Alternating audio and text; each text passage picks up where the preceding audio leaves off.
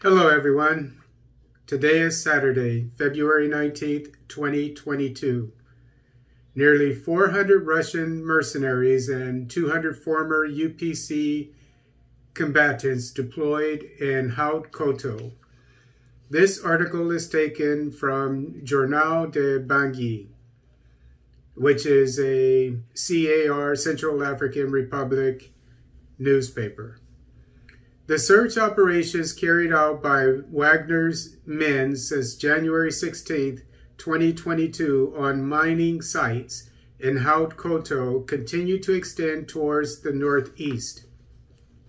At least 400 mercenaries from the Russian mafia company Wagner and about 200 ex-rebel fighters from the Unity for Peace in the Central African Republic, UPC, have been deployed in recent weeks in Haute-Kotto prefecture to supposedly fight the rebels of the Coalition of Patriots for Change, CPC, according to security sources. And you notice that it calls the Wagner Group the Russian mafia company. And as I said before, I use some articles that are from biased, in my opinion at least, newspapers to use jujitsu against them. And as I said before, jujitsu is when you use somebody's force against them. And this newspaper obviously is against the Russian Wagner Group being in CAR. And obviously is for some, and it's obviously against the current president as well. But, you know, I'm just going to report the news. And, you know, if something seems biased to me, I mean, what kind of newspapers calls a company mafia? I mean, you have a little more class than that, a little more tact at least. Anyway, planned for a long time, the search operations carried out by Wagner's men since January 16th, 2022 on mining sites in Haute-Kotto continue to extend towards the northeast. Among these 400 Wagner mercenaries deployed in the region, at least 100 arrived this week in Samwanja, a locality located 80 kilometers from Sudan, in the north of the Central African Republic. But already it is the total rout of the population. The men of Wagner fire everywhere without distinction on the population. I don't want to make light of things, but maybe that's why they turned the things around in CAR, because when Wagner Group took over, in case you didn't know, 80% of the country, CAR, was controlled by insurgents. Now 100% of the country is controlled by the government. According to witnesses, in each village, each sub-prefecture of Haute-Kotto, they set up their advanced base and multiply their patrols. Great. This is exactly what I've been saying. Excuse me. This is what I've been saying. We need patrols. And to have patrols, you need boots on the ground. This is exactly what I've been calling for. According to them, no one should engage in mining activities in Haute-Kotto.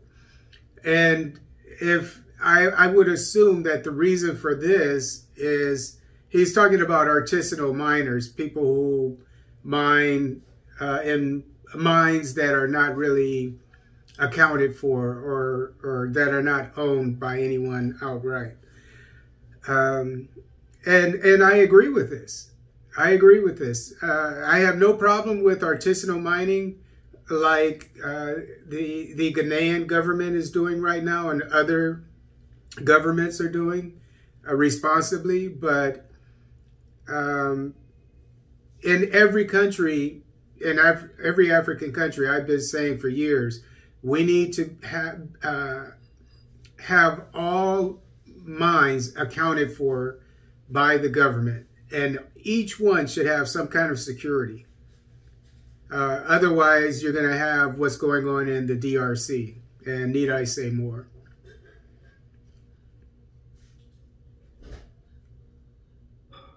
Even in the neighboring municipalities, anxiety dominates. In Dele, Pamigui, Bangoran, and Birao, Vakaga, all activities on mining sites are idling. Craftsmen are afraid of being killed by Russian mercenaries. In the city of Samwanja, the president of the special delegation appointed by President Touadera joins other local notables to denounce the massacres committed by Russian mercenaries in the locality. And as I have said before, I do not approve of indiscriminate killings of people. And if the Russian mercenaries are doing that, I am really, really sorry. But by the same token, as I've said for years, the main priority, job one, that is, of all of sub-Saharan Africa is security.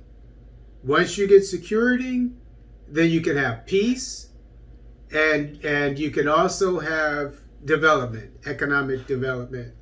But you first have to have every square mile of your country accounted for and secure, to make sure you know who's coming in, who's going out, and what resources, natural resources, just as importantly, are being taken out, which is not the case in DRC, I promise you, as well as other countries.